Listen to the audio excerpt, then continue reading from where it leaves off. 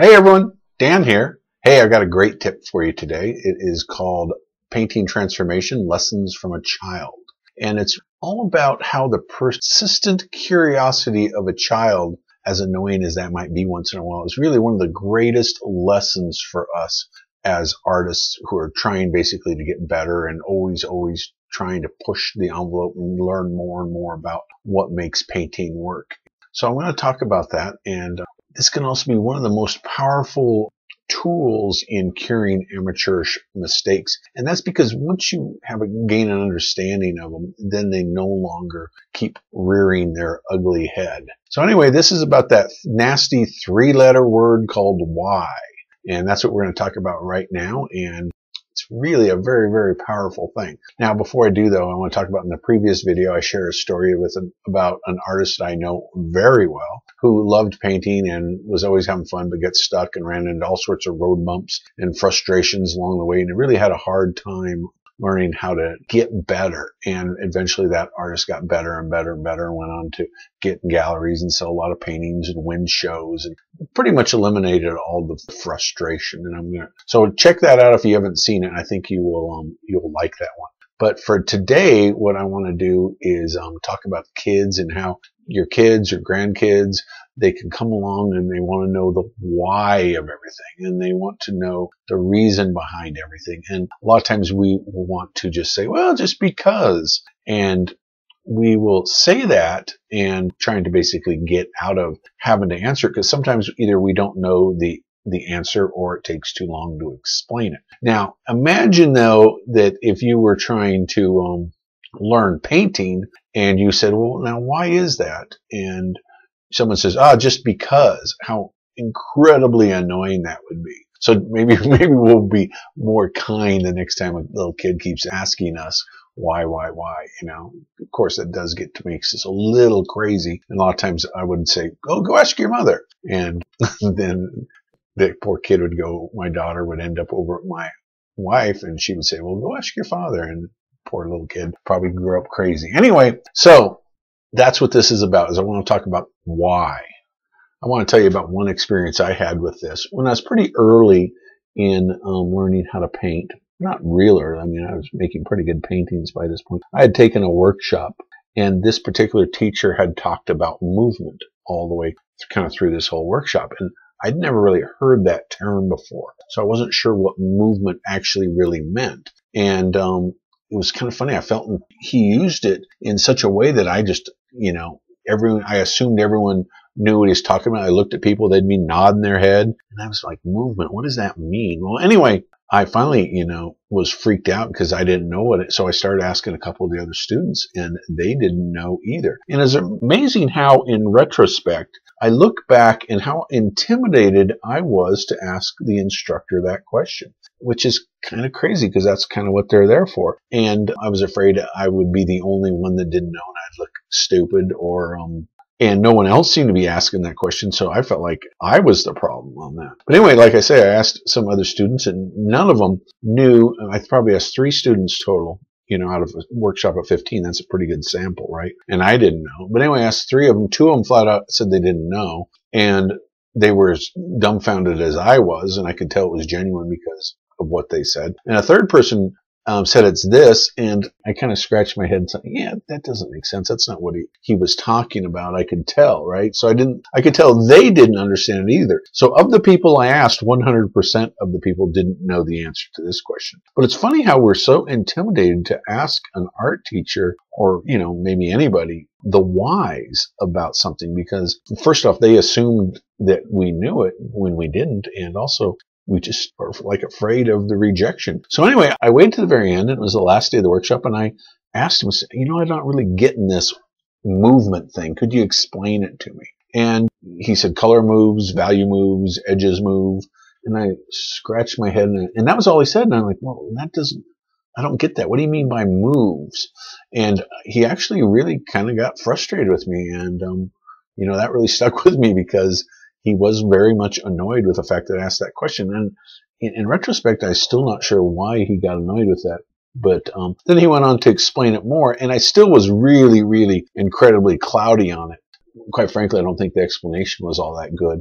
And really, it finally came to me like 6 months later as to what movement really was in paintings. And I pieced it together from what he had said and other things I had read and other artists that I asked questions of. And then I finally got what I considered to be a really good understanding of it. But it's really funny how these things happen where you think that that the answer should be simple because they're talking about it in such a way that it's apparently common knowledge, but then nobody knew what it was. And everybody was still willing just to blow it off and not find out what it was. And then went along in their daily paintings, doing their paintings, not knowing this thing. And to me, that's crazy because otherwise you just stay exactly where you are if you don't ask why and get those answers to those important questions that you have. And it's not like in that process I was looking to argue with the instructor or anything like that, because sometimes you get people that want to argue and that's just their purpose in life is they just want to argue with people.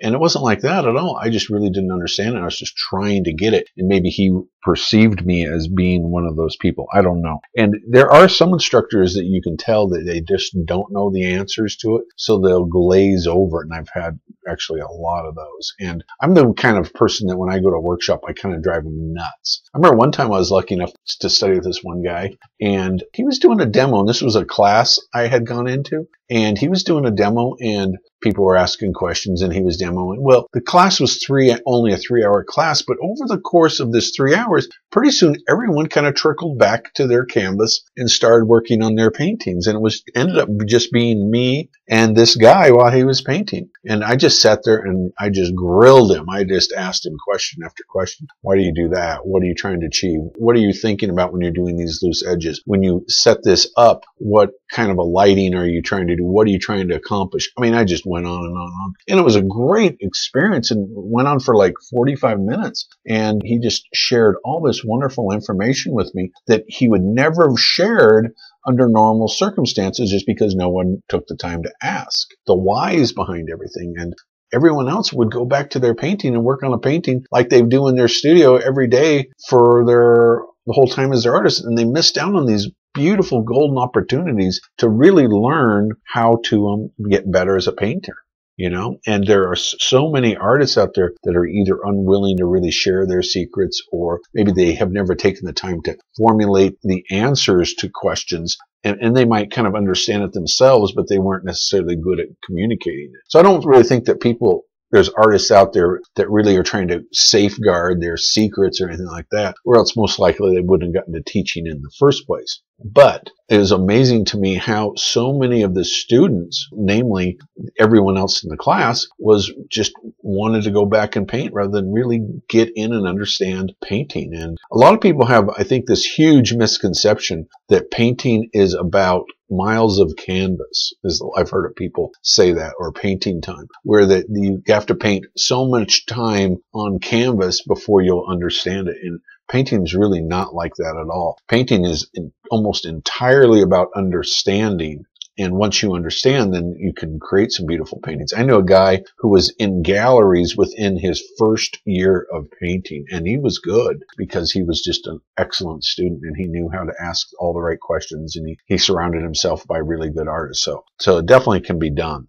So anyway, this is at the point when my art really started to take off. I started to ask the whys behind everything. I wanted to know the why transparent backgrounds recede, why opaque paints advance, and why that's important. And really, I wanted to really understand composition. I became like a composition freak. I really wanted to understand what in composition, what made one painting. Like, let's say you had a painting and you're going to use the same elements, right? One painting can be absolutely wonderful, and the next painting with the same exact elements could be so dull and boring.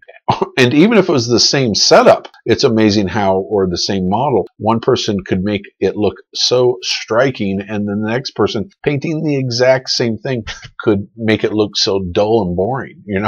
I was really into that, right? Determining what would make that, and what in terms of, not only in terms of, like the wow factor, but in terms of composition, trying to really figure that out. Because really, when two people paint the same thing, you think the composition is set, but composition really encompasses so much more than just duplicating what is in front of you. And that's something that took me a long time to figure out. But once I figured it out, I felt like, oh, that's easy. And then and here's the thing about once you understand the whys, you can take those tools with you from one painting to the next painting and the next painting. Whereas if you just try to copy what's in front of you, right, then you're just always copying. And if you never really understand the whys, every painting, you're kind of like starting from scratch in a sense. And then the only thing you really have to have in your toolbox is your experiences when you paint. All right, so you might ask yourself, for example, why does this painting look amateurish? What is it that makes paintings look amateurish, right? What makes the nose in my painting look off? What makes the nose in Rembrandt's painting look right? You see what I'm saying? So it's not only do you have to know what makes something look wrong, you have to know what makes something look right in order to understand the elements that are involved in the why behind it all, if that makes sense to you. This kind of explains how you can do a painting in a workshop and it can come out looking so nice, but when you get home to your paintings, they don't have that same pizzazz or wow factor. And a lot of that is because when you're at the workshop, they'll come around, they'll say the shoulder's too high, or this needs to be darker, this needs to be redder. So they're basically making those decisions for you because they either on a very conscious level or an intuitive level, they understand the whys. You see what I'm saying? And so until you learn the whys behind everything, you're going to go to workshops and do beautiful paintings there, come home and be frustrated because you're like, oh my goodness, I painted this wonderful painting in that class, in that workshop, but I can't translate it. And the whole thing behind translating it is understanding the whys. And I know it may seem like I'm beating a dead horse here, but this is like the most important thing I think that I can probably give you is to understand the whys. So anyway, it wasn't long before my paintings started to really kind of accelerate and get better and better and better. And people noticed this pretty fast improvement in my paintings. So a lot of people would ask me to say, well, how did you do that? Could you tell me this? And what I started to do is I just basically explain the whys behind why you do stuff, right? Like like I talked about briefly in the last video, why complements and shadows are generally a bad idea. And I explained it in terms of the way light behaves, in terms of composition, eye movement, eye path, things like that. And then it becomes easier for them to do it. In fact, I even had some students I was teaching. At first I started teaching just my friends. Then later I started classes and got a lot of students and people. I have a tendency when I have a class, people stick with me for a really long time just because they get better and better and better and their understanding of painting gets better. And I even had one student say that I never really totally appreciated what I learned from you until years later when I really started to really be able to explain what I was doing and I knew why I did everything I did. And I had these students who just get better and better and better and get in galleries. And I remember one time I submitted for a big, what I call a gala show in Colorado here. And two of my students applied too, says, I'm like encouraging them, hey, everyone, you guys should all do this. And the funny thing is they got in and I didn't. So at first I kind of had mixed feelings about that, but in retrospect, of course, that was wonderful that they did that and they got in and were very successful as artists. I mean, that was what I wanted. I just wanted to get into. So anyway, so that's why I started teaching, and that's what kind of my philosophy behind teaching is to try to share the why whenever I can. And if I don't know the why, I'll go find the why because it's really that important. So anyway, I hope this helps you out a bit. And if you are running into a situation where you get stuck in a painting, right? What I want you to look is try to determine what it is that you're stuck about. Is it a particular vase or is it the value structure or the edges? And then try to look at a painting that you believe is successful and then start to ask the question, why? Why does that look like that and mine doesn't? And it's amazing how your intuitive brain will just kind of answer it for you, and that won't happen every time, but you'll be surprised how often it does happen. And then if not, you can, of course, ask your friends or other artists or enroll in a class or, find someone, a mentor or someone to ask these questions of.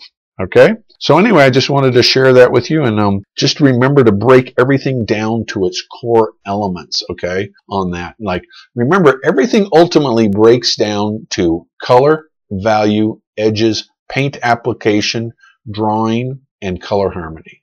That's pretty much the basics in composition, which kind of oversees all of that. But if you can take those elements one by one, is my color off? Are my values off? Are my edges off? You know what I'm saying? If you take it and break it down into those core elements, it will, I think, really help you to get to the root of the why of it. Anyway, thanks again so much. I'd love to have you leave a comment.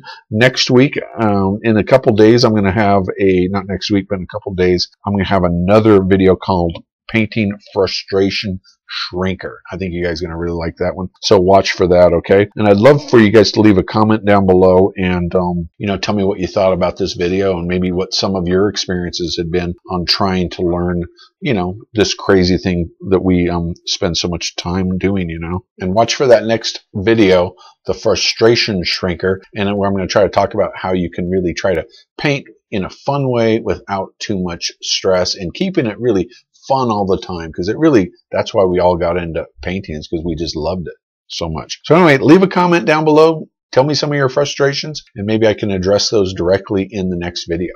Have a fantastic day.